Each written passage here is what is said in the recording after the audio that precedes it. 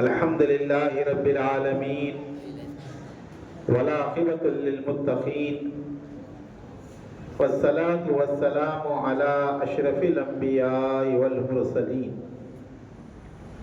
وعلى آله الطيبين الطاهرين وأصحابه الأكرمين وأولياء أمته أجمعين أما بعد فقد قال الله تبارك وتعالى في شأن حبيب إن الله وملائكته يصلون على النبي يا أيها الذين آمنوا صلوا عليه وسلموا تسليما اللهم صل على سيدنا وشفينا وحبيبنا ونبينا ومولانا محمد وعلى آله وصحابه افضل الصلواتك وعدد معلوماتك وبارك وسلم صلاة وسلام عليك يا رسول الله صلاة وسلام عليك يا حبيب الله صلاة وسلام عليك يا نبي الله وعلى آلك وصحابك يا خير خلق الله صلى الله تعالى عليك وسلم السلام عليك يا أبا عبد الله السلام عليك يا سبت رسول اللہ۔ ہر تعریف عظمت و بڑائی بزرگی و کبریائی صرف اور صرف اللہ رب العزت کے لیے ہے جو تمام جہانوں کی پرورش کرنے والا ہے۔ میں اللہ تعالیٰ کا حمد کثیر اور اس کا شکر جمیل بجا لاتا ہوں اور اس بات کی گواہی دیتا ہوں کہ اللہ کے سوا کوئی لائق عبادت نہیں، وہ ایک ہے، اس کا کوئی ساتھی و شریک نہیں، اور اس بات کی گواہی دیتا ہوں کہ ہمارے اور آپ کے آقا و مولا، دونوں جہاں کے مالک و مختار، گلشن ہستی کی اولی فصل بہار، آقا نامدار، حضور پر نور شافع یوم النشور، حضرت سیدنا و مولانا ابو القاسم محمد مصطفیٰ احمد مجتبی محمود مرتضیٰ صلی اللہ علیہ وآلہ وسلم، اللہ تعالیٰ کے آخری رسول، اس کے برگزیدہ بندے اور تمام عالمین کے سردار ہیں۔ اللہ تعالیٰ حضور پر، حضور کی آل اولاد صحابہ اکرام اہل بیت اور اولیاء امت پر صبح قیامت تک بکثرت درود و سلام بھیجتا رہے، رحمتیں برکتیں نازل فرماتا رہے۔ آئیے عقیدت و محبت کے ساتھ ہم اپنے آقا حضور سرور عالم نور مجسم فخر آدم و بنی آدم صلی اللہ علیہ وآلہ وسلم کی بارگاہ بے کس پناہ میں عقیدت و محبت کے ساتھ ایک دفعہ بآواز بلند درود پاک کا نذرانہ پیش کرنے کی سعادت حاصل کریں۔ پڑھیے درود پاک، اللہم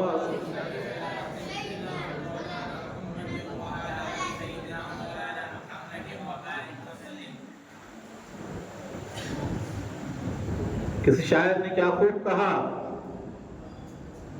تحریر کی ازل سے نہ تھے بے خبر حسین، تحریر کی ازل سے نہ تھے بے خبر حسین، دیتے نہ حق کے واسطے کیوں اپنا سر حسین، جب وضع کر رہا تھا شہادت کے لفظ کو، جب وضع کر رہا تھا شہادت کے لفظ کو، تھے رب ذوالجلال کے پیش نظر حسین، تھے رب ذوالجلال کے پیش نظر حسین، گو جام شہادت کا پیے جاتا ہے، گو جام شہادت کا پیے جاتا ہے، دنیا کو وہ پر نور کیے جاتا ہے، اے ام چراغ خاندان نبوی، اے ام چراغ خاندان نبوی، گل ہو کے بھی روشنی دیے جاتا ہے، گل ہو کے بھی روشنی دیے جاتا ہے۔ پنڈت گوپی ناتھ نے کہا، اے ام چراغ خاندان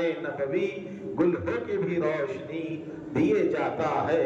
اور کنور مہندر سنگھ کہتے ہیں، زندہ اسلام کو کیا تو نے، زندہ اسلام کو کیا تو نے، حق و باطل دکھا دیا تو نے، جی کے مرنا تو سب کو آتا ہے، مر کے جینا سکھا دیا تو نے۔ معزز سامعین و ناظرین اکرام،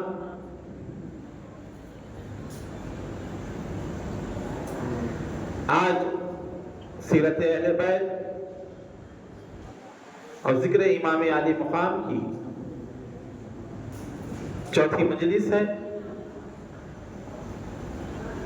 حضور کے بڑے نواسے، سبت اکبر، شبیہ پیمبر، خاتم الخلفاء راشدین، شہزادہ امن، حضرت سیدنا امام حسن المجتبی علیہ السلام کی ذکر مبارک کا تسلسل ہے۔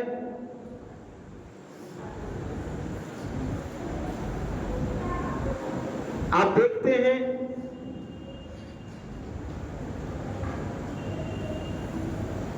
دنیا میں طاقت کے لیے یا اظہار قوت کے لیے، اظہار طاقت کے لیے لوگ دو چیز استعمال کرتے ہیں۔ ایک تلوار کو استعمال کرتے ہیں، اور پھر اس سے بڑی طاقت قلم کی طاقت۔ آپ سنتے ہیں کہ تلوار سے اتنا اثر نہیں ہوتا جتنا اثر قلم سے ہوتا ہے۔ قلم کی طاقت بھی ایک مقام رکھتی ہے، اور تلوار بھی طاقت و قوت میں ایک مقام رکھتی ہے۔ اور مولا کائنات امیر المومنین والمومنات سیدنا علی ابن ابی طالب کرم اللہ تعالی وجہ الکریم ان دونوں چیزوں کے دھنی تھے۔ تلوار چلانا بھی جانتے تھے، قلم چلانا بھی جانتے تھے۔ عربی کے گرامر وہ مولا علی نے بنائے ہیں، اس سے پہلے عربی گرامر تھی نہیں، قواعد جسے کہتے ہیں اردو میں۔ خوشنویسی کا خط دیکھتے ہیں آپ ہینڈ رائٹنگ میں، مسجدوں کے اوپر کتبے لگے رہتے ہیں، قرآن پاک کی آیتیں خوبصورت انداز میں لکھی رہتی ہیں، جسے فن خوشنویسی کہا جاتا ہے۔ کیا کہتے ہیں؟ فن خوشنویسی۔ اس کو جاری کرنے والے وہ بھی علی مرتضیٰ شیر خدا۔ اور اردو کا جو پوری دنیا میں مشہور خط ہے اس کو نستعلیق کہتے ہیں۔ آج کل آپ ایپ میں وغیرہ دیکھتے ہیں جس میں ایڈیٹنگ وغیرہ کرتے ہیں، لکھتے ہیں اردو کی اگر ہو تو اس میں پورے جو ہے خط رومانی، خط مصری، مکمل جو ہے مختلف چیزیں اس میں آتی ہیں۔ تو اردو کا جو خط ہے نستعلیق، تو اس کے بھی متعلق یہ آتا ہے کہ اس میں بھی حضرت علی کرم اللہ تعالی وجہ الکریم کا جو ہے بہت بڑا دخل ہے۔ آواز بہت زیادہ اور سمجھ میں نہیں آئی ہے۔ تو اس طرح فن خطاطی میں حضرت سیدنا علی ابن ابی طالب رضی اللہ تعالی عنہ بڑی مہارت رکھتے، اور فنون حرب، تلوار چلانا، پوری دنیا میں اگر کسی کی تلوار مشہور ہے تو علی ابن ابی طالب کی تلوار مشہور ہے، جسے ذوالفقار کہا جاتا ہے۔ چلاتے بھی ویسے ہی تھے، بلکہ اتنی مہارت آپ کو تھی کہ میدان جنگ میں دو تلواروں سے آپ لڑا کرتے اور دو نیزوں سے آپ حملہ کیا کرتے۔ یہ تمام صفات جو اللہ تعالیٰ نے علی ابن ابی طالب کو عطا فرمائی تھی، وراثت کے لحاظ سے دونوں شہزادوں کے اندر بھی یہ تمام صفات موجود تھی۔ بات سمجھ میں آ رہی ہے؟ مجموعہ دکھ نہیں رہا ہے مجھے۔ ایک مرتبہ باوا سے بلند درود شریف پڑھیں۔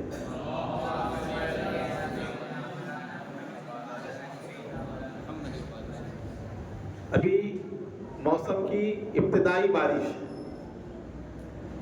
ابتدائی سردی ہے، اور یہ مجالس میں تو اس طرح جو ہے پہلی مرتبہ بارش جو نازل ہو رہی ہے اس علاقے میں، لیکن اثر بہت زیادہ مجمع پہ ہو رہا ہے۔ پیچھے والے آپ سامنے آ جائیں، اشرف بھائی ادھر آ جائیے سامنے، تھوڑا سامنے آ جاؤ، باشعور بچے جتنے ہیں سامنے آ جائیے، باشعور حضرات بھی سامنے آ جائیں۔ بچوں کو جو ہے پیچھے رہ دیجیے۔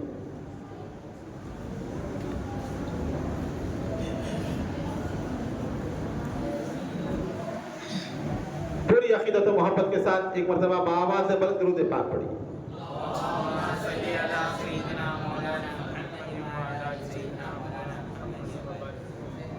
جس عمر کے لحاظ کے بچے ہیں آوازیں ویسی نہیں دکھ رہی ہیں، اور ایک مرتبہ بآواز سے بلند پڑھیں۔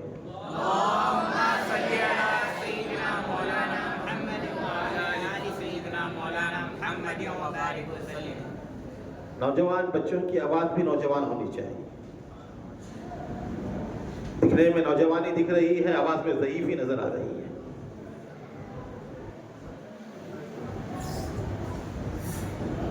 اللہ رب العزت نے حضرت علی کی صفات اور سیدہ کائنات بی بی فاطمہ الزہرا سلام اللہ تعالی علیہا کی صفات کو جن ہستیوں کے اندر جمع فرمایا، وہ ہستیاں امام حسن امام حسین ہیں۔ جب نبی مکرم صلی اللہ علیہ وآلہ وسلم کا آخری وقت تھا، حضور بستر مبارک پر تھے، شہزادی کونین سیدہ فاطمہ الزہرا سلام اللہ تعالی علیہا اپنے دونوں شہزادوں کو لے کر حضور کی بارگاہ میں پہنچی۔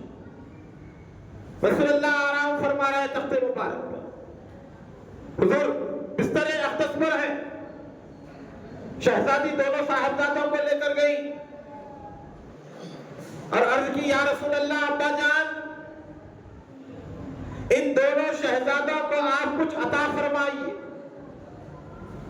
ان دونوں کو کچھ دیجئے، کچھ عنایت فرمائیے۔ اللہ کے خزانے جس ذات کے پاس ہیں، خاصم نعمت اللہ نے مصطفیٰ کو بنایا۔ حدیث شریف میں آتا ہے، حضور فرماتے ہیں کہ اللہ دینے والا ہے، میں تقسیم کرنے والا ہوں،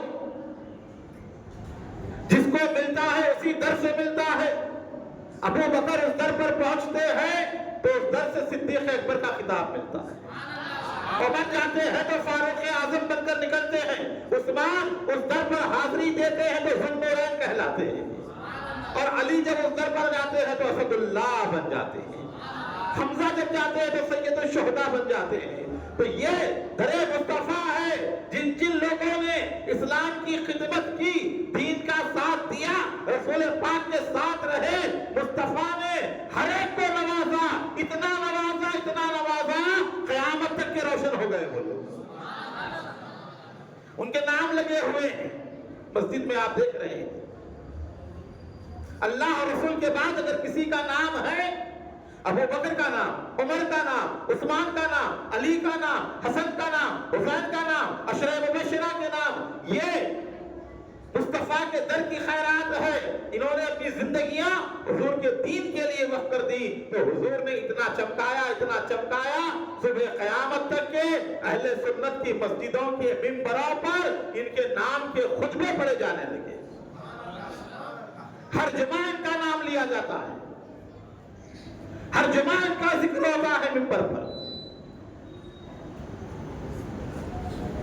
تو یہ تو تھے باہر والے جو آئے، نوازے گئے، اور یہ تو گھر والا حسین ابن علی، حسن ابن علی، ان کا کسی سے تقابل نہیں، ان کی کسی سے برابری نہیں۔ حسن و حسین کو اگر دیکھنا ہے تو حضور کی نسبت سے دیکھنا، حضور کے تعلق سے دیکھنا، تب حسن و حسین کیا ہے سمجھتے. بی بی فاطمہ گئی، عرض کیا بابا جان دونوں شہزادے آپ کے، یہ دونوں نواسے آپ کے، اب آپ کا جو ہے آخری وقت، آخری معاملہ، اب انہیں آپ اپنی وراثت عطا فرمائیے. حضور نے فرمایا ہم انبیاء مال و دولت نہیں رکھتے، وراثت. انبیاء کی مال و دولت وراثت نہیں ہوتی، ہمارا کوئی وارث نہیں ہوتا، وراثت تقسیم نہیں ہوتی پیغمبر کی. جیسے عام لوگوں کی تقسیم ہوتی ہے انتقال کے بعد گھر کے حصے جیسا ہوتے ہیں نا، پیغمبر کے ویسے گھر کے حصے نہیں، وراثت تقسیم نہیں ہوتی. ان کی بیویاں دوسروں سے نکاح نہیں کر سکتی. عام آدمی کا انتقال ہو جائے عدت کے بعد 4 مہینے 3 مہینے 10 دن بیٹھنے کے بعد دوسرا نکاح کر سکتی ہیں عام عورتیں، لیکن نبی کی جو ازواج ہیں امہات المومنین وہ نکاح نہیں کر سکتی، ان کی وراثت تقسیم نہیں ہو سکتی. وہ جو چھوڑ جاتے ہیں ان کی وراثت ان کا علم ہے، وہ ادا کرتے ہیں. شہزادی نے کہا کہ بچوں کو وراثت دے. سیدہ نے جب یہ کہا تو حضور نے فرمایا حسن کے لیے، حسن کے لیے میری سخاوت، میری بردباری، برداشت کرنے کی قوت. حسن کے لیے میری سخاوت، میری بردباری. حسین کے لیے میری جرت اور میری شجاعت. کیا ہے؟ حسین کے لیے جرت و شجاعت. تو رسول اللہ کی جو جرت و شجاعت تھی وہ حسین کے حصے میں آئی. حضور کی بردباری، حضور کی سخاوت، حضور کا صبر، حضور کا حلم، یہ حسن کے حصے میں آیا. اس طرح تقسیم ہوئی میراث حضور کی. یہ دونوں شبیہ پیغمبر. حضرت علی فرماتے ہیں کہ سر سے لے کے سینے تک حسن حضور کی طرح تھے اور سینے سے لے کے قدم تک حسین حضور کی طرح تھے. اعلیٰ حضرت امام اہل سنت فرماتے ہیں معدوم نہ تھا سایہ شاہ ثقلین. معدوم کہتے ہیں غائب ہونے کو. معدوم نہ تھا سایہ شاہ ثقلین. حضور کا سایہ غائب نہیں تھا، معدوم نہیں تھا. مشہور روایت ہے نا حضور کا سایہ، بولیے نہیں معلوم کسی کو، سایہ گرتا تھا حضور کا؟ نہیں گرتا تھا. حضور کا سایہ زمین پر نہیں ہوتا تھا، نہ دن کے اجالے میں نہ رات کے اندھیرے میں، تاریکی میں بھی نہیں دن میں بھی نہیں. سایہ نہیں تھا حضور کے جسم مبارک کا. کیوں نہیں تھا؟ تو ایک وجہ امام اہل سنت نے بیان فرمائی اپنے اس کلام میں. معدوم نہ تھا سایہ شاہ ثقلین، اس نور کی جلوہ گاہ تھی ذات حسنین. تمثیل نے اس سائے کے 2 حصے کیے، آدھے سے حسن بنے آدھے سے حسین. تو حضور کا جو سایہ تھا وہ 2 حصوں میں تقسیم، آدھے سے حسن کو بنایا گیا، آدھے سے حسین کو بنایا گیا. وراثت بھی تقسیم ہوئی.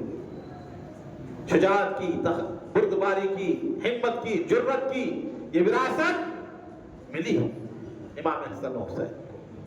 اب حسن مجتبیٰ کو جو وراثت ملی، جرت، بردباری کی، ایسا صبر، ایسا حلم اللہ نے آپ کو عطا فرمایا تھا جس کی مثال نہیں. اور سخاوت بھی اسی اللہ نے عطا فرمائی تھی کہ جس کی مثال نہیں. کوئی سائل مانگنے آتا، سوال کرتا، آ کر کھڑا ہوتا، عرضی رکھتا اپنی آپ کی بارگاہ میں، لکھ کر لے کر آتا تو آپ پڑھتے نہیں تھے کیا لکھ کر لایا ہے. خادم کو بلاتے، کہتے کہ اسے بخشے. ایک شخص آیا اپنی عرضی لے کر حضرت کے پاس، آ کر کہا کہ حضور یہ میری عرضی ہے، اس کو قبول فرمائیں. آپ دیکھیں اس کو، حضرت سیدنا امام حسن مجتبی رضی اللہ تعالیٰ عنہ علیہ الصلوۃ والسلام وہ لے کر رکھ لیتے ہیں اور خادم کو بلاتے ہیں اور کہتے ہیں کہ جاؤ گھر کا حساب کتاب کرو، کتنے پیسے ہیں گھر میں اخراجات کے لیے جو پیسے رکھے جاتے ہیں، کتنے پیسے ہیں حساب کتاب کرو۔ تو اس نے حساب کیا، حساب کرنے کے بعد کہا کہ حضرت اس وقت 3 لاکھ سے زیادہ ہیں درہم۔ درہم کہتے ہیں چاندی کے سکے، سمجھے آپ؟ 1 درہم جو ہوتا ہے 3 گرام 61 ملی گرام چاندی، 1 درہم۔ دینار کہتے ہیں سونے کے سکے کو۔ دینار کا جو وزن ہے اس دور میں 4 گرام 374 ملی گرام، اس کا 1 دینار سونے کا سکہ۔ تو اس خادم نے کہا 3 لاکھ درہم کچھ زائد ہے۔ آپ نے کہا لاؤ حساب کرو۔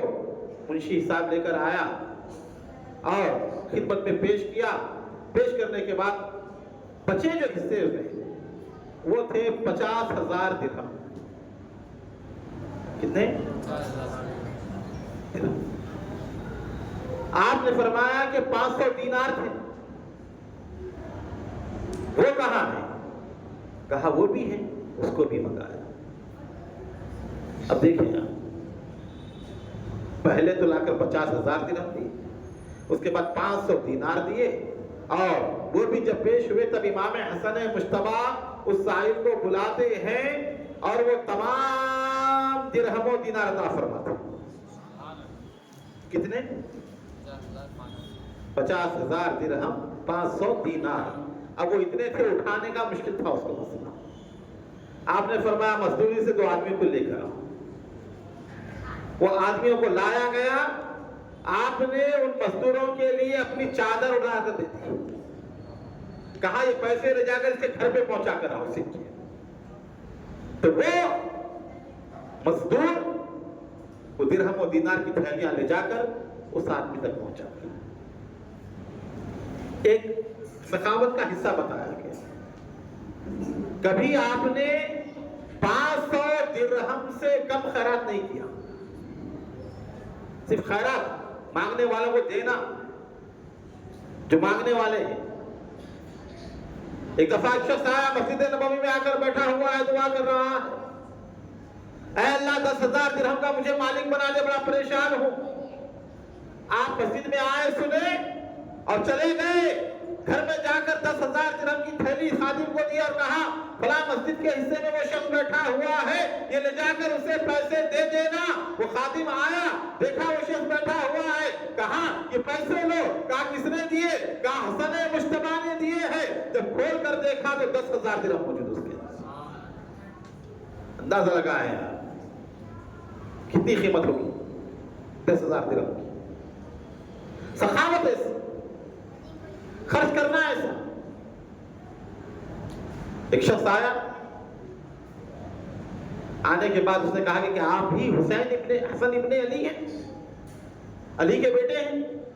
آپ نے کہا ہاں میں علی کا بیٹا ہوں۔ وہ جو ہے آپ کے والد کو، آپ کی والدہ کو برا بھلا کہنا شروع کر دیا، ایسے تھے، ایسے تھے، ویسے تھے۔ آپ سنتے رہے، کافی دیر تک سنتے رہے۔ جب بول کر وہ تھک گیا، آپ نے خادم سے کہا اس کے لیے کھانا لے کر آؤ۔ کیا کرو؟ سن رہے ہیں آپ؟ جو آپ کے ماں باپ کے خلاف بول رہا ہے، بول کر تھک گیا، کہا کھانا لے کر آؤ۔ کھانا کھا لو، اٹھایا، کھانا کھا لیا وہ شخص۔ اس کے بعد 1,000 درہم کی تھیلی لا کر کہا یہ لو، تمہارے آنے جانے میں خرچہ ہوا ہوگا، یہ پیسے رکھ لینا۔ جب وہ دیہاتی یہ منظر دیکھا، حیران ہو گیا اور کہا خدا کی قسم میں گواہی دیتا ہوں کہ آپ ہی فرزند رسول ہے، رسول اللہ کے بیٹے ہیں تو آپ ہی ہیں۔ کوئی معمولی بات نہیں ہے، کوئی ایک بات بھی بولے آپ کے والد کو لڑنے پہ آ جاتے ہیں، مارنے پہ آ جاتے ہیں۔ وہ والد کیسے بھی رہے، خدا کے نافرمان رہے، گناہ کبیرہ کا ارتکاب کرنے والے رہے، کیا بھی ہو، برداشت نہیں کرتے۔ یہاں تو کائنات کی سب سے بہترین ذات مولا رضا کو کہتا رہا، آپ برداشت کرتے رہے اور آپ سنتے رہے، پھر اس کے بعد آپ نے ایسا سلوک کیا، بتایا وہ تیرا معاملہ ہے، یہ اہل بیت کا معاملہ ہے۔ یہ شان ہے اہل بیت کی۔ مدینہ منورہ میں تھے امام حسن، جمعہ کا دن ہوتا، مروان بن حکم گورنر تھا مدینے کا، منبر پر ٹھہر کر جمعہ کے دن حضرت علی کو برا بھلا کہتا۔ جمعہ کے خطبے میں امام جلال الدین سیوطی نے تاریخ الخلفاء میں لکھا ہے اس واقعے کو، منبر پر ٹھہر کر حضرت علی کے خلاف بولتا، آپ سنتے رہتے، خاموش بیٹھتے، برداشت کرتے، کچھ جواب نہیں دیتے۔ وہ دیکھتا کتنا برداشت کر رہے ہیں، کچھ نہیں کہتا۔ وہ چاہتا تھا کہ وہ بھی کچھ بولے، اس کا جواب دے مروان کا، آپ نہیں دیتے۔ ایک دن اس مروان بدبخت نے ایک آدمی کو بھجایا امام حسن کے پاس۔ وہ بدبخت آیا مروان کی طرف سے اور کہا کہ مروان نے کہا ہے حسن تیری مثال اس خچر کی طرح ہے، بہت انتہائی واقعہ یہ ہے، بتا رہا ہوں میں آپ کو کہ صبر و علم کیا تھا، ان کے ساتھ سلوک کیسا کیا گیا، انہیں بولنا نہیں چاہیے ایسا، نخل کفر نہ باشد، بے انتہا تکلیف دے واقعہ، شاید ہی کوئی برداشت کر سکے یہ واقعہ، یہ بات۔ وہ مروان کی طرف سے آیا، کہا کہ حسن، مروان نے کہا کہ تیری مثال خچر کی طرح ہے، جس سے پوچھا جائے کہ تیرا باپ کون ہے تو کہتا ہے کہ میری ماں فلاں گھوڑی، علی پر فلاں پر تجھ پر، معاذ اللہ تعالی۔ حسن نے مشتبہ سنتے رہے، فرمایا خدا کی قسم تم نے جو کچھ کہا ہے نا، ایک ایک چیز میرے سینے میں، کسی چیز کو میں نہیں بھولا ہوں، جتنا تکلیفیں دی ہیں، حضرت علی کو گالیاں دی ہیں، تمام چیزیں میرے سینے کے اندر چھپی ہوئی ہیں، اس کے باوجود میں تم سے بدلہ نہیں لوں گا، میں نے اپنا معاملہ اللہ کے حوالے کر دیا ہے، اگر وہ سچا ہے تو اس کو اجر ملے گا، اگر وہ جھوٹ کہہ رہا ہے قیامت کے دن اللہ انتقام لینے والا ہے، اللہ انتقام لینے والا ہے۔ ایسے ملک شام سے ایک آدمی آیا، شامی، شام کے علاقے سے آ کر اترا آپ کے گھر کے سامنے، اترنے کے بعد بے انتہا حضرت علی کو برا بھلا کہنا شروع کیا۔ جب برا بھلا کہتے کہتے وہ تھک گیا، آپ نے اس کو بٹھایا، کھانا کھلایا، اس کی ضیافت کی، کھانا کھلانے کے بعد اس کو 400 درہم دیے، کہا کہ یہ رکھ لو، اگر کوئی حاجت ہو، کوئی ضرورت ہو تو مجھ سے کہنا، میں تمہاری ضرورت کو پورا کر دوں گا۔ کیا اخلاق ہے دیکھیے آپ، صرف بولنے اور سننے کی حد تک نہیں یہ چیز، ہماری زندگی سے چلے گئی یہ چیزیں۔ آج تو پختہ کی انتہا ہے، گلی گلی میں گالی گلوچ، فحش کلامی، پکار چیخ، مسجدوں میں تک سکون نہیں ہے، شور شرابہ بے انتہا۔ کہا کہ کوئی ضرورت ہو تو کہنا مجھ سے، میں اس کو بھی پورا کر دوں۔ حیران ہو گیا، کہا میں آپ کے والد کے خلاف بولا اتنی دیر اور آپ سنتے رہے، جواب نہیں دیا، اس کے بدلے میں کھانا کھلا کر مجھے آپ پیسے دے رہے ہیں۔ کہا واقعی آپ کی جو تربیت ہے، آپ کی جو تعلیم ہے، یہ خود بتاتی ہے کہ رسول پاک کے گھرانے کی تعلیم ہے، حضور کے اہل بیت کی تعلیم ہے، ان کے خاندان کی تعلیم، کہ وہ آپ کے ہاتھ پر بیعت کیا، اپنے گناہوں سے توبہ کیا اور پوری زندگی اہل بیت کا چاہنے والا بن کر اپنی حیات کو گزار دی اس نے۔ تو ایسے واقعات بے شمار آپ کی زندگی میں تواضع، عاجزی، انکساری اتنی درجے کی تھی. راستے سے گزر رہے ہیں امام حسن. ایک ایک قیمتی واقعہ ذہن میں رکھیں اور آپ کو سننے نہیں ملیں گی ایسی چیزیں، اور کوئی سنائے گا بھی نہیں. اول تو یہ موضوع پہ بات ہی نہیں ہوتی امام حسن کے اوپر، کوئی گفتگو نہیں کرتا امام حسن کے متعلق. یہ بہت ساری چیزیں نکل کر آ جاتی ہیں بولے بنو امیہ کے خاندان کی. لوگ تو آج ان کے مخالفین کی تائید میں ہیں. جتنے لوگوں نے اہل بیت کو تکلیف دی آج ان کی تائید کرتے ہیں. مروان کے اوپر کتابیں لکھی جا رہی ہیں. کائنات کا بدترین آدمی حضرت شاہ عبدالعزیز محدث دہلوی فرماتے ہیں جس کے دل میں اہل بیت کی محبت ہے وہ مروان سے ہمیشہ نفرت کرے گا. سب سے خطرناک اہل بیت کے دشمنوں میں نمبر 1 مروان، مدینے کا گورنر، بنو امیہ کا. اب بنو امیہ بھی اس لیے لفظ استعمال نہیں کرتے، لوگ بنو امیہ سمجھتے ہیں حضرت امیر معاویہ کی طرف جاتے ہیں. جہاں لفظ بنو امیہ آیا وہ سمجھتے ہیں کہ حضرت امیر معاویہ کی گستاخی کر رہے ہیں، ان کی شان میں بے ادبی کر رہے ہیں. قبیلے کا نام بنو امیہ ہے. حضرت امیر معاویہ کے علاوہ دیگر کئی لوگ اس کے اندر ہیں. یہ مروان بھی اسی میں سے، انہی کے قبیلے کا ہے، بنو امیہ سے تعلق رکھتا ہے. امیر معاویہ کے بعد ان کے بیٹے یزید تک حکومت رہی، پوترا بھی بادشاہ نہیں بنا.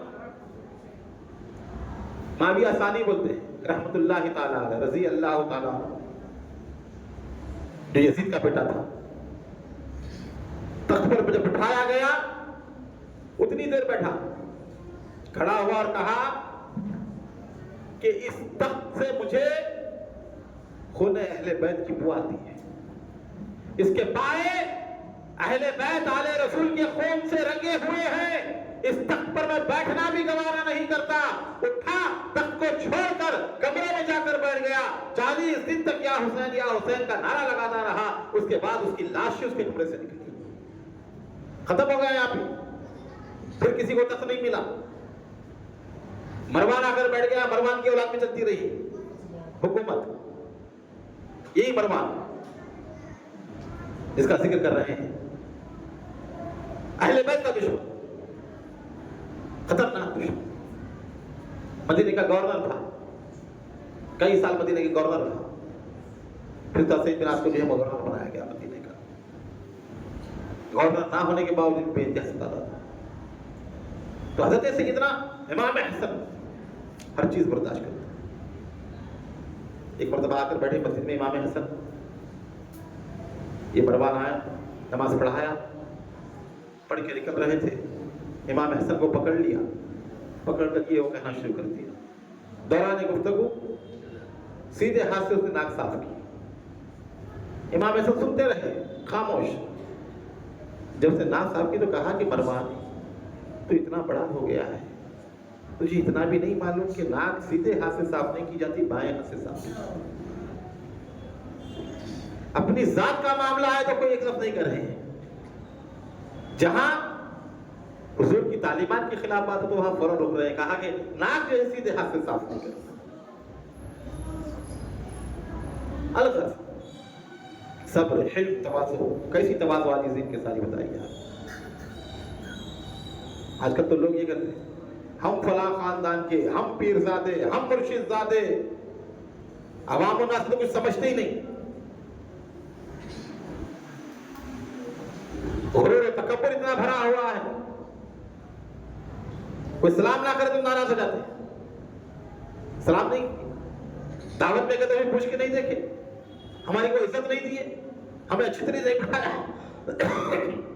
اور یہاں کردار دیکھے آپ نواز رسول شہزادہ علی و بطول کا. گھوڑے پر سوار ہو کر جا رہے ہیں. راستے کا کنارہ ہے، روڈ کے کنارے پر چند مسکین درویش لوگ، فقیر لوگ کھانا کھاتے بیٹھے ہوئے ہیں. فقیروں کی جماعت بیٹھی ہوئی ہے، کھانا کھا رہی ہے. جب نواسہ رسول شبیہ پیغمبر امام حسن مجتبی گزرے تو وہ لوگ کھڑے ہوئے، کہا السلام علیکہ یا ابن رسول اللہ. اے رسول اللہ کے بیٹے آپ پر سلام ہو. اے رسول اللہ کے بیٹے تشریف لائیے، کھانا حاضر ہے. روڈ کے کنارے بیٹھ کر کھا رہے ہیں. حسن مصطفیٰ کو بلایا. امام حسن مصطفیٰ شبیہ پیغمبر سبط اکبر تابندہ اختر سلام اللہ اترے گھوڑے سے, اتر کر بیٹھ گئے ان کے ساتھ. بیٹھ گئے. کہا بھائیو آپ جانتے ہیں میں آل رسول ہوں, آپ کے پاس صدقے کا کھانا بھی آ جاتا ہے, خیرات کا بھی آتا ہے, میرے اوپر حرام ہے لہذا میں نہیں کھا سکتا, آپ کھا لیں. بیٹھے رہے. جب کھانا کھا لیا فقیروں نے, کہا میں نے آپ کی دعوت قبول کی. اللہ اکبر, کردار دیکھو. آپ نے بلایا, میں آ کر بیٹھ گیا. نیچے بیٹھے ہوئے تھے, نیچے بیٹھ گئے. یہ نہیں کہ مجھے بٹھاؤ, عزت کرو, سبط پیغمبر ہوں, ابن علی ہوں, رسول اللہ کا بیٹا ہوں. اب تو کئی پشتوں کے بعد معاملہ, وہاں تو راست ایک ہی پشت میں, کسی کی 40 ہو گئی, کسی کی 50 ہو گئی ہے, تو بھی جو ہے ہاں ایسا راست رسول اللہ کا نواز. فرمایا میں نے تمہاری دعوت قبول کی, آیا بیٹھا, کیونکہ کھانا میں نہیں کھا سکتا تھا اس لیے نہیں کھایا میں نے, صدقے کا ہوگا اس لیے. لیکن اب میں آپ کو دعوت دیتا ہوں, فلاں وقت فلاں دن آپ میرے گھر پہ آنا, جتنے ہیں پورے آنا اور میرے پاس دعوت قبول کرنا. انہوں نے کہا حضور بالکل ہم تو حاضر ہیں آپ کے پاس. کھانا مشہور تھا, دسترخوان بہت اچھی غذائیں کھلاتے تھے. دسترخوان حسن مشہور ہے, امام حسن کا دسترخوان. فلاں وقت پہ پورے لوگ جو ہے جمع ہوئے. امام نے آواز دی, اور میں رباب کی والدہ کھانا لے کر آؤ. بہترین کھانے بنا کر آپ نے پورے دسترخوان پر سجائے, اپنے ہاتھوں سے پورے فقراء کے ہاتھ دھلائے. دھلا کر کہا کہ آپ لوگ بیٹھو, کھانا کھائیں. سب کھانا کھانے کے بعد پھر پیسوں کی ایک تھیلی جو ہے پوروں کو دیتے ہیں اور کہتے ہیں کہ آپ لوگ آئے میری دعوت پر, میں بہت بہت آپ کا شکریہ ادا کرتا ہوں. یہ کردار, یہ شان, ایسی تواضع جسم کے ساتھ. فجر سے اشراق تک بیٹھتے مسجد میں, اشراق کے بعد اٹھ کر جاتے امہات المومنین کے گھروں کے سامنے جا کے سلام کرتے. امہات المومنین کو, ہر ام المومنین حضور کی نسبت کے لحاظ سے کچھ نہ کچھ تحفہ آپ کو دیتی, ویسی نہیں بھی جاتی تھی, رکھا جاتا کہ حسن آئیں گے سلام کرنے کے لیے. سب کے پاس جاتے. اشراق کا وقت ہو گیا, نماز ہو گئی اشراق کی, اٹھنا چاہ رہے تھے, ایک شخص آ کے بیٹھ گیا. اب حضرت باتیں لگانے والے ادھر ادھر کے جو ہے پورے باتیں لا کے جو ہے سنانا شروع کر دیتے. عالموں کے پاس بھی رہتے, ویسے شیخ مرشدوں کے پاس بھی رہتے, پوری دنیا بھر کی باتیں آ کے جو ہے پورا دکھا سنا دیتے ہیں. حال دل کس کو سنائے آپ کے ہوتے ہیں. تو ایسے لوگ رہتے ہیں اکثر دیکھیں. تو وہ بھی جو ہے آ کر جو ہے بیٹھ گیا اور سنانا شروع کر دیا, ایسا اب ایسا. اب حضرت بیٹھے ہوئے ہیں, برداشت کر رہے ہیں. اب اٹھنا عادت کے خلاف ہے, کیسے اٹھوں. کافی دیر تک بولتا رہا. تب جو ہے آپ بولے کہ اگر آپ اجازت دیں تو میں گھر کو جانا, کافی وقت ہو چکا ہے, مجھے جانا ہے. آپ کی خاطر بڑی, آپ اجازت عنایت فرمائے تو میں چلا جاؤں گا. سننا تھا, کہا کہ ٹھیک ہے آپ تشریف لے جائیں. تو اس طرح یہ نہیں کہ بیٹھے تم جا رہا ہوں میں, جا کے نکل, اجازت لے کے جا رہے ہیں. اس کی حیثیت کیا ہے آپ کے سامنے, اس کا مقام کیا ہے آپ کے سامنے. معمولی آدمی, عام آدمی, پھر بھی کہہ رہے ہیں کہ آپ اجازت دیں تو میں چلا جاؤں. وقت ہو چکا ہے, کافی دیر ہو چکی ہے. تب آپ اٹھ کر چلے گئے. تو ایسی تواضع, ایسی عاجزی, ایسی انکساری. ایک مرتبہ ایک سائل آپ کے پاس آیا اور 1000 دینار کا سوال کیا, آپ نے اس کو دے دیے. اس نے کہا کہ حضور کوئی ایسی چیز نہیں پاتا کہ ان دیناروں کو اٹھا کر لے جائے. آپ نے اپنی چادر بھی عنایت کی کہ چادر بھی لے کر چلا جا. تو ایسی سخاوت بے انتہا. واقعات, کئی واقعات اس میں جو ہے لکھے ہوئے ہیں. ایک مرتبہ جا رہے تھے مدینہ منورہ میں, ایک باغ تھا, 4 دیواری تھی اس کی, باغ تھا. باغ کے اندر ایک نوجوان بیٹھا تھا, روٹی رکھی ہوئی تھی اس کے پاس. उस नौजवान के सामने कुत्ता बैठा हुआ था। अक्सर बाकी से कुत्ते रहते हैं रखवाली के लिए। वो रोटी का एक टुकड़ा खाता था, एक टुकड़ा कुत्ते को डालता था। आपकी नजर पड़ी इमाम हसन की कि एक टुकड़ा खा रहा है, एक टुकड़ा कुत्ते को खिला रहा है। गए आप, कहा कि बेटा ये कुत्ते को क्यों खिला रहे हो? कहा हजरत ये आकर बैठा हुआ है, देख रहा है मुझे खाते हुए, मुझे शर्म महसूस हो रही है, इसको बिठाकर खुद खा लो, इसीलिए एक टुकड़ा मैं खा रहा हूं, एक टुकड़ा इसको खिला रहा हूं। मैंने इसको अपना शरीक बना लिया खाने में, आधा खाना मैं खाऊंगा, आधा खाना ये खाएगा कुत्ता। आप बड़े मुतासिर हुए और कहा कि ठीक है, तुम किसके गुलाम हो? कहा आबान बिन उस्मान का। कहा ये बाग किसका है? कहा ये भी आबान बिन उस्मान का है। कहा कि अल्लाह की कसम, मैं जब तक जाकर ना हूं तुम यहीं पर बैठो। कहा ठीक है, बैठ जाता हूं। आप गए, आबान बिन उस्मान से मुलाकात की, उस गुलाम को खरीदा आपने और उस बाग को भी खरीदा। वापिस आए और कहा कि मैंने आबान से तुम्हें खरीद लिया है। उठकर खड़ा हुआ, हाथ बांधा और कहा अब आप मेरे आका हैं, जिस तरह मैं अल्लाह और उसके रसूल की इताअत करूंगा, उसके बाद आपके हुक्म को मानूंगा। आप जो कहेंगे मैं फरमा बरदारी करूंगा, आप जो हुक्म देंगे मैं सुनूंगा। आपने फरमाया कि ये बाग भी मैंने खरीद लिया है, अल्लाह की रिजा के लिए मैं तुझे आजाद करता हूं और ये बाग भी तुझे अता कर देता हूं। क्या देखिए करीम अहले बैत। एक अदा पसंद आई, कुत्ते को रोटी का टुकड़ा खिलाया। उस एक अदा के ऊपर उसके पैसे भी देकर आजाद कर दिए, बाग भी देकर उसके हवाले कर दिया कि बाग में तुम ही रहा करो। तो ऐसी सखावत मोहम्मद बिन सीरीन बयान करते हैं कि बसा औकात इमाम ने एक शख्स को 1 लाख दिरहम दिए और बाद दफे 10-10 हजार दिरहम आप सखावत में देते। ये आपकी सखावत थी, जितना आता उतना खर्च करते, कभी रखते नहीं थे। एक मर्तबा इतिकाफ में बैठे हुए थे, इमाम जाफर सादिक बयान करते हैं इतिकाफ में थे। एक शख्स आदमी आया, कोई जरूरत थी, कहा कि मेरा फला काम है। तो आप उठे और मस्जिद के बाहर चले गए। लोगों ने कहा कि हजरत इतिकाफ में है, हालत इतिकाफ में। आपने फरमाया किसी जरूरतमंद हाजतमंद की हाजत को, एक हाजत को पूरा करना मेरे नजदीक 1 महीने के इतिकाफ से बेहतर है। 1 महीने के इतिकाफ से जाकर उसकी हाजत को पूरा करते हैं, फिर उसके बाद आप चले जाते हैं। अक्सर ऐसा होता कि लोग हज के बाद मिलने आते, हुजूर के नवासे थे, मुलाकात के लिए आया करते थे बहुत सारे लोग। और वो लोग जिन्होंने हुजूर को नहीं देखा था, वो तो खास तौर पर आते थे। वो उनका यकीन था कि आपको देख लेंगे तो हुजूर का दीदार हो जाएगा। शबीह पैगंबर थे, हुजूर की सूरत थी। इमाम हसन से बढ़कर कोई हुजूर के मुमासिल था ही नहीं, सबसे ज्यादा शबाह।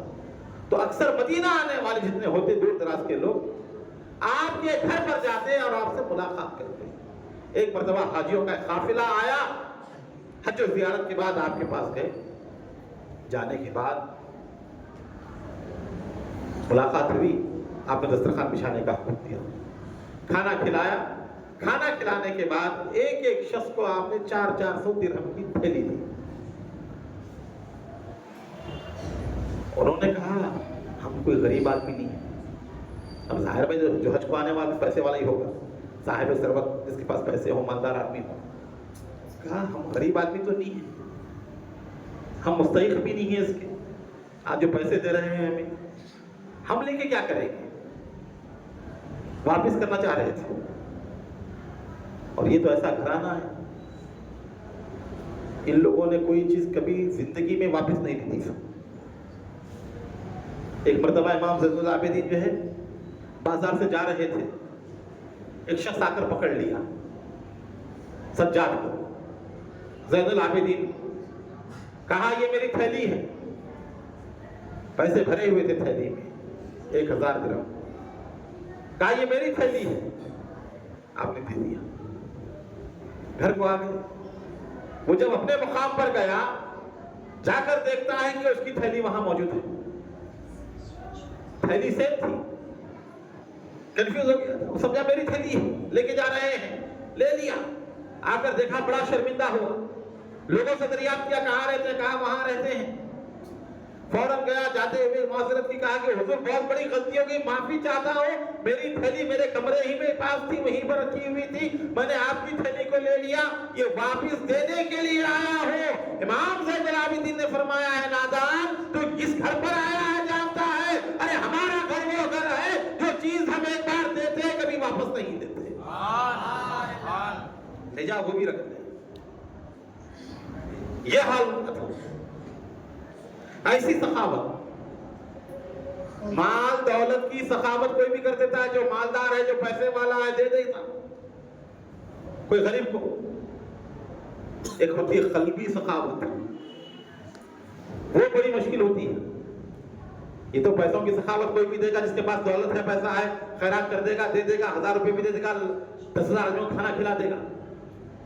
قلبی سخاوت، آپ کی سخاوت کا سب سے اعلیٰ نمونہ وہ ہے جب مولا کائنات امیر المومنین سیدنا علی ابن ابی طالب کرم اللہ تعالی وجہ کی شہادت ہوئی۔ تیسرا دن تھا، جامع مسجد کوفہ میں تشریف لائے، آج بھی وہ مسجد موجود ہے جہاں مولا علی نماز پڑھتے تھے، امام حسن نماز پڑھتے تھے، امام حسین نماز پڑھتے تھے۔ اسی مسجد کے بازو حضرت مسلم بن عقیل کا مزار مبارک، اور اسی مسجد کے قریب میں حانی بن عروہ کی مزار مبارک، اور ایک طرف مسجد کے حضرت علی کا گھر، ایک طرف جناب عیسی میں تمار کا روضہ، جامع مسجد کوفہ۔ تیسرا دن تشریف لائے مسجد کوفہ، ممبر مبارک پر ٹھہر کر خطبہ دیا، تمام لوگوں نے آپ کے ہاتھ پر بیعت کی، 20,000 کوفی آپ کے ہاتھ پر بیعت کی۔ جب علی کی شہادت کا آخری وقت تھا، کوفے والے آئے اور پوچھا مولا کیا ہم آپ کے بعد حسن کو خلیفہ بنائیں؟ علی نے کہا نہ میں اس کا حکم دیتا ہوں نہ میں اس سے منع کرتا ہوں۔ دیکھیں آپ کیا عدل و انصاف ہے، ہر کوئی چاہتا ہے میرے بعد میرا بیٹا بنے، تھوڑی زمین ہو، درگاہ ہو تو لوگ دوسرے کو آنے نہیں دیتے، بیٹا متولی ہے، بیٹا جانشین ہے، سچا جانشین ہے، کوئی دوسرا آنے نہیں بولے۔ تم کون، کدھر سے، ہاں کیا خاندان، کدھر سے آ گئے؟ مولا علی کو کہہ رہے ہیں آپ کے حسن کو بنائے، کہا نہ میں حکم دیتا ہوں نہ میں منع کرتا ہوں، حکم اس لیے نہیں دیتا کہ یہ میرا بیٹا ہے، منع اس لیے نہیں کرتا کہ رسول اللہ کا نواسا ہے، حضور کا نواسا ہے، حضور کی صفتیں اس کے اندر ہے، لائق خلافت ہے، اس مقام پر بیٹھنے کے قابل یہ ہے، اس کے سوا کون ہوگا دنیا میں حسن کے علاوہ جو مسند خلافت پر بیٹھے، جانشین پیغمبر بنے۔ کہا کہ نہ میں منع کرتا ہوں نہ میں اس کی تاکید کرتا ہوں، مرضی پر چھوڑ دیا۔ مولا کائنات کا مثال ہو چکا، ممبر مبارک پر امام حسن تشریف لائے، خطبہ ارشاد فرمایا، 20,000 کوفیوں نے بیعت، اطراف اکناف پہ اعلان ہوا، حاکم شام حضرت امیر معاویہ کو اطلاع ملی، انہوں نے انکار کیا کہ میں بیعت نہیں کرتا حسن کی، میں حسن کی بیعت نہیں کرتا۔ بہت بڑا لشکر لے کر نکل پڑے راہ، اب اگر جنگ ہوگی اس سے بڑی جنگ ہوگی اور بے انتہا خون بہے گا، باوجود ہے کہ آپ اس منصب کے، اس خلافت کے سب سے زیادہ حقدار تھے، بلکہ آپ سے بڑھ کر کوئی حقدار تھا ہی نہیں خلافت کا۔ کوئی لائق تھا ہی نہیں. آپ نے دیکھا کہ نانا جان کی امت کٹ رہی ہے. ادھر سے بھی مرے گی تو نانا جان کی امت مرے گی, ادھر سے بھی مرے گی تو نانا جان کی امت مرے گی. ہو کیوں رہا ہے؟ ملک کے لیے, حکومت کے لیے. آپ پر جو ہے گا, آپ صلح کر لیں, صلح آپ نے منظور کیا. حضرت امیر معاویہ نے سفید کاغذ کے اوپر دستخط کر کے اپنے اسٹامپ لگا دی اور پیپر اور پین لے جا کر آپ کی خدمت میں پہنچا دیا. آپ جو شرائط لکھنا ہے لکھ لیجئے, سب شرائطیں ہمیں منظور ہیں. چھوڑ دیں, آپ دستبردار ہو جائیں, خلافت چھوڑ دیں, حکومت چھوڑ دیں. صلح ادھر سے آئی, ادھر سے نہیں. حسن نے صلح نہیں کی, صلح ادھر سے. اور جہاں صلح حسن آئے تو یہ بات یاد رکھنا ہمیشہ, صلح کس سے ہوتی ہے؟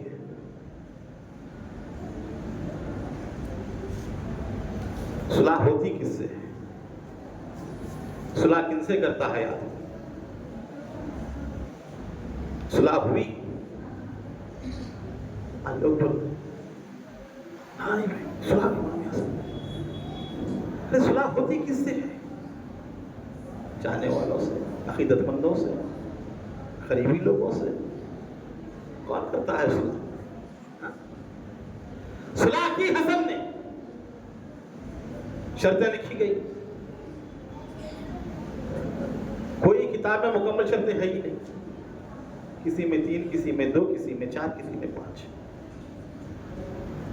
اور صلح نامے میں جو شرطیں تھیں, امام حسن نے چند شرطیں بڑھائی, لکھ کر بھیجا دیا. اس میں یہ شرط بھی تھی کہ حضرت علی کے اوپر سب و شتم نہ کیا جائے, گالی گلوچ نہ دی جائے.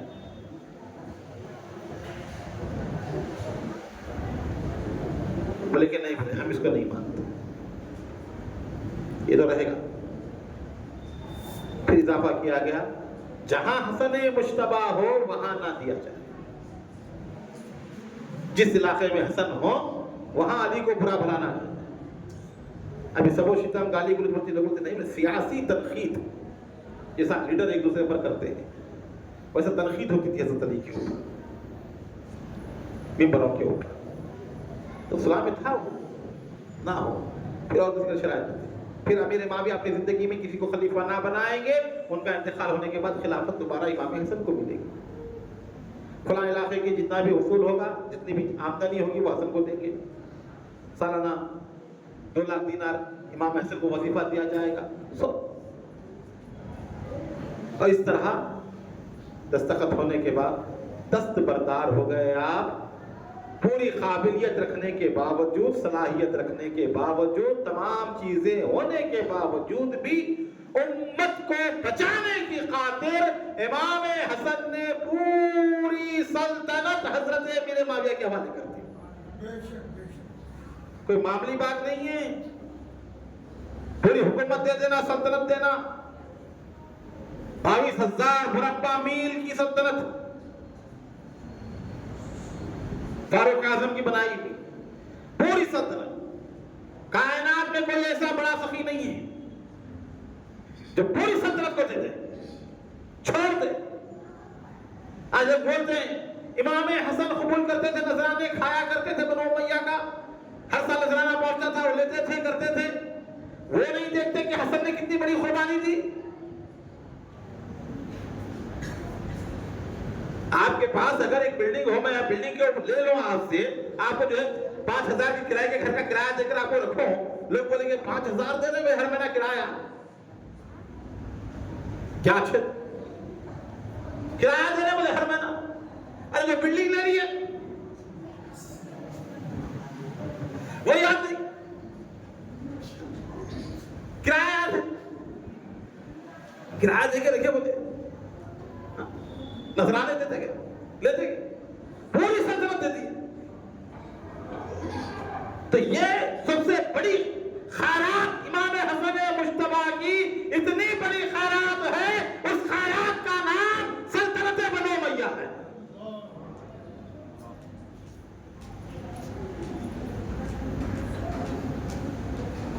حسین نے جتنے خطبے دیے کہیں یہ نہیں کہا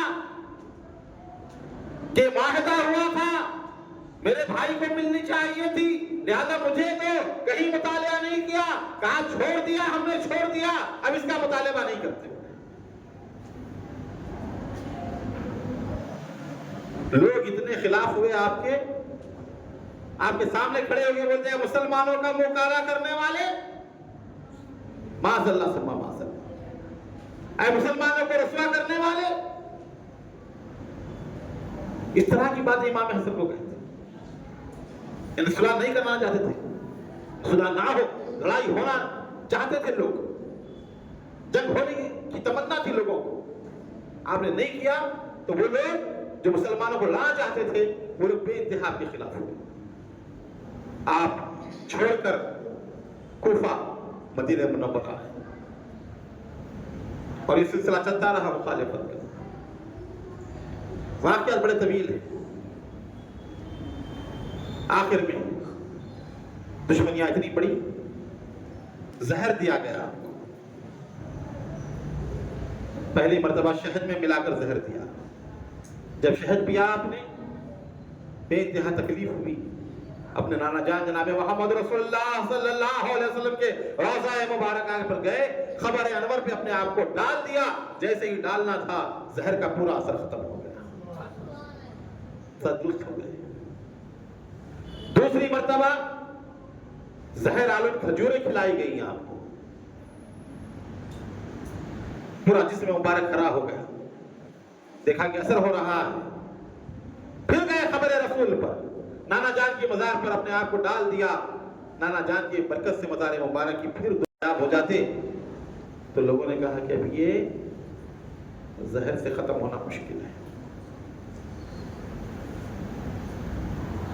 ہیرے کی کنی کو گھس کر اس کے ریزے جو ہے آپ کی پانی کی جو سرائی تھی اس کے اندر ڈالے گئے، حالانکہ مہر لگا کے رکھتے، سل لگا کے رکھتے، احتیاط کرتے وہ کھانے پینے کی چیزوں میں، اور جو گھر کا ہی تھا اندر رہنے والا، اس نے کیا کیا، باریک سوراخ بنائی اور ہیرے کی کنی کو گھس کر باریک جو زرے آتے ہیں، کان گھسنے کے بعد جو باریک باریک اس کو ڈالا گیا کہ زہر کے اثر سے نہ بھی ہو شہادت تو یہ ہیرے کے ٹکڑے کاٹ دیں۔ ہیرا مصطفیٰ ہوتا ہے، جانتے ہیں آپ، ہیرا ہیرے کو کاٹتا ہے، لوہے کو کاٹنے کے لیے بھی ہیرا استعمال کرتے ہیرے کے۔ رات کا وقت تھا، گرمی کے دن تھے، چارپائی بھی آرام فرما رہے تھے، آدھی رات کے بعد پانی کی پیاس لگی، امام حسن مشتبہ اٹھے، چارپائی کی نیچے سے سرائی کو نکالا، دیکھا سل لگی ہوئی ہے، سل کو توڑا نہیں گیا تھا، آپ نے سل پھاڑ دی، پھاڑ کر پانی جیسے ہی پینا تھا، جیسے ہی پانی وہ حلق کے پاس اترا، ہیرے کے ٹکڑے حلق کو کاٹتے ہوئے پیٹ کے اندر داخل، اندازہ لگایا، پوری اٹڑیاں جہاں جہاں پانی گیا کٹتی گئی، مچھلی کی تڑپ رکھتے تھے۔ کہا بھائی حسین کے پاس لے کر چلو، لوگ اٹھائے، امام حسین کے گھر پہ لے آئے، امام حسین نے دیکھا کہ بھیا کیا حال ہے، کہا پورا جگر میرا ٹکڑے ٹکڑے ہو گیا ہے۔ اجابت کے لیے لے گئے، اس سنت کے لیے بیٹھے، اجابت کے مقام سے خون آنا شروع ہوا اور جگر کے ٹکڑے نکلنے شروع ہوئے، کٹ کٹ کٹ کر اندر سے، اتنا خطرناک ہوا۔ کہتے ہیں کہ جگر کے ٹکڑوں کو اٹھایا گیا، 72 ٹکڑے نکلے اس میں سے، پورا جگر جو ہے آپ کا کٹ گیا، بے انتہا کمزوری، بے انتہا آپ کی حالت نازک ہوئی، اٹھا کر لا کر سورج طلوع ہوتا جیسے گیا، جس میں مبارک ہرا پڑتا گیا، پورا زہر امام حسن کے زہر جس میں مبارک جو ہے پھیلتا گیا، رونا شروع کر دیا۔ امام حسن نے کہا بھیا کس نے زہر دیا ہے، آپ بولو، کہا بدلا لو گے، کہا نہیں، میں نے اللہ کے حوالے کر دیا، میں جس کے متعلق سوچتا ہوں کہ اس نے زہر دیا، اگر وہ نہ ہو حقیقت میں زہر دینے والا، میں نہیں چاہتا کہ میری وجہ سے کوئی بے گناہ مارا جائے۔ اور میں جس کے متعلق سوچ رہا ہوں اس نے مجھے زہر دیا ہے، میں اس کو اللہ کے حوالے کرتا ہوں، اللہ انتقام لینے والا ہے۔ احتیاط دیکھیں آپ، کس درجے کی احتیاط۔ حالت تبدیل ہوتی گئی، پورے سادات، پورے اہل بیت پورے گھیر کر گھروں میں رونا شروع ہو گیا، پوری سیدانیاں، بی بی زینب وغیرہ پوری آ گئی، چاروں طرف سے آپ کو جو ہے تکیے وغیرہ لگا کر جو ہے لٹایا گیا، آپ رو رہے تھے۔ حضرت امام حسین علیہ السلام نے کہا کہ بھیا کیوں رو رہے ہیں آپ؟ عنقریب آپ جو ہے جانے والے ہیں اپنے نانا جان کے پاس، اپنے بابا جان کے پاس، اپنی امی جان کے پاس، پھر یہ رونا کس بات کا ہے؟ آپ نے فرمایا کہ حسین میں ایسی مخلوق کو دیکھ رہا ہوں جو آج سے پہلے نہیں دیکھا، اور ایسے معاملے میں داخل ہو رہا ہوں کہ پہلی مرتبہ اس معاملے میں قدم رکھا ہے میں نے۔ آج حدیث معراج پوری ہوئی۔ کہا کیا تھی حدیث معراج؟ تو واقعہ سنایا، حضور معراج کو تشریف لے گئے تو حضور نے 2 محل دیکھے، ایک ہی وضاحت تھا کہ ایک ہی شباہت کے، ایک سبز زمرد کا تھا، دوسرا سرخ یاقوت کا تھا۔ حضور نے کہا جبرائیل یہ کس کے محل ہیں؟ کہا یہ آپ کے دونوں شہزادوں حسن اور حسین کے محل ہیں۔ کہا رنگ الگ کیوں ہیں؟ خاموش پڑ گئے۔ کہا جبرائیل کیوں رنگ الگ ہیں؟ جواب دو۔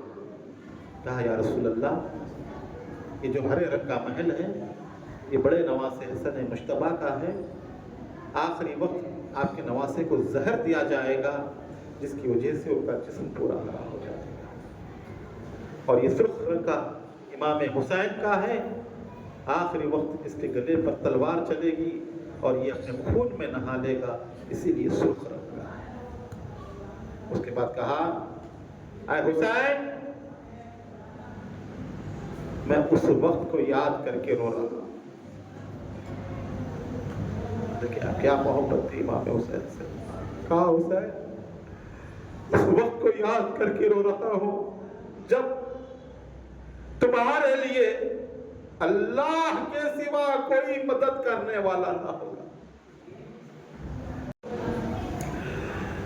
کہا اپنے نانا اپنے والد کی نصیحت کے اوپر عمل کرنا، صبر کرنا، صبر کرنا۔ دیکھ رہا ہوں بھوکا پیاسا تجھے کربلا میں شہید کر دیا جائے گا، تو پکارے گا مدد کے لیے، کوئی مدد کے لیے نہیں آئے گا، کوئی تیری مدد نہیں کرے گا، کوئی تیری امداد نہیں کرے گا۔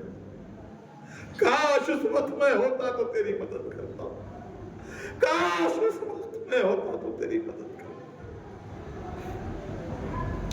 کہا حسین صبر کا دامن نہ چھوڑنا، تم بھی عنقریب ہم سے ملنے والے ہو، ہم سے ملاقات کرنے والے ہو۔ 40 روز تک آپ بستر مبارک کر رہے ہیں،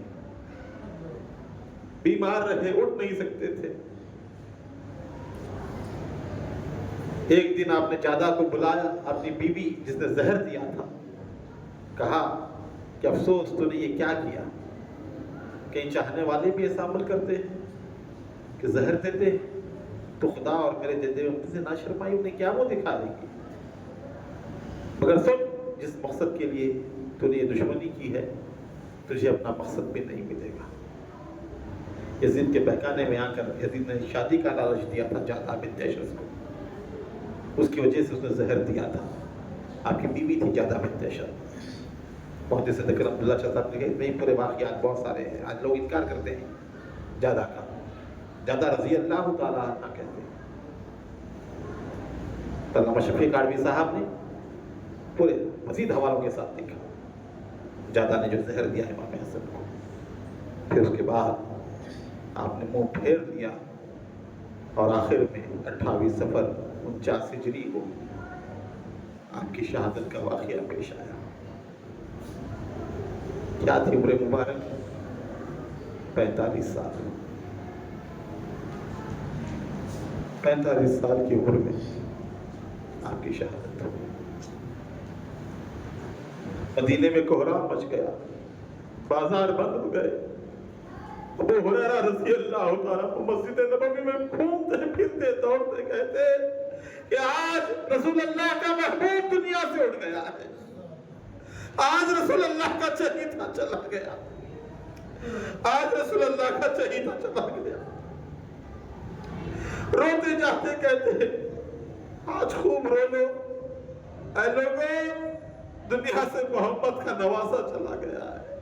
حضور جس کو چومتے تھے، حضور جسے اپنے کندھے پر بٹھاتے تھے، آج وہ نہیں رہا، آج وہ چلا گیا۔ جنازہ اٹھا، اس قدر ہجوم تھا کہ مدینے میں کسی کے جنازے میں اتنے لوگ نہیں تھے جتنے حسن مجتبیٰ کے جنازے میں تھے۔ آپ نے وصیت کی تھی کہ جنازہ تیار ہونے کے بعد ام المومنین عائشہ صدیقہ سے اجازت لینا، میں حضور کے پہلو میں دفن ہونا چاہتا ہوں۔ بی بی عائشہ نے اجازت دی۔ جب جنازہ اٹھایا گیا، یہ بھی وصیت تھی امام حسین کو کہ حسین، میں سمجھتا ہوں مجھے دفن ہونے نہیں دیا جائے گا وہاں، میں جانتا ہوں کوئی نہ کوئی رکاوٹ ڈالیں گے، جب لڑائی کی نوبت آئے، لڑنے کا معاملہ آئے تو میرے جنازے پہ تلواریں نہیں اٹھانا، لڑنا نہیں مجھے، اپنی اماں کے پاس لے جا کر دفن کر دینا، جنت البقیع میں دفن کر دینا مجھے۔ جنازہ اٹھا، پورے بنو ہاشم تیاری کر کے جب نکلے، حضور کے روضے کی طرف جنازہ جب جا رہا تھا نواسہ رسول کا، مروان اپنی فوج کو لے کر آ کر کھڑا ہوا اور کہا عثمان بقیع میں دفن ہو اور حسین حسن کو جو ہے یہاں دفن کریں گے؟ نہیں بولے، ہم دفن ہونے نہیں دیں گے، تلواریں نکل گئی۔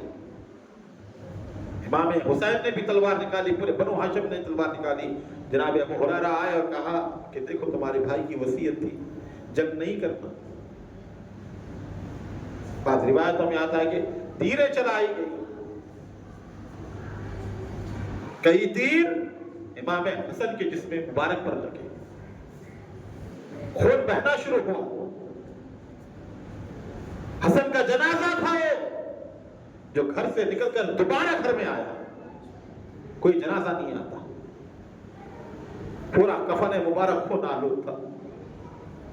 ایک ایک تیر بی بی زینب روتے ہوئے نکالتی، خون جاتا، اس کے اوپر زخم پہ مرہم لگتا، پھر دوبارہ کفن پہنایا گیا امام حسن، دفن ہونے نہیں دیا گیا مسجد نبوی میں حضور کے روضے کے پاس۔ بعض ایسی روایتیں بھی کہ 7 کفن تبدیل کیے گئے، خون اتنا بہ رہا تھا حسن کے جسم سے۔ پھر اسی حالت میں لے جا کر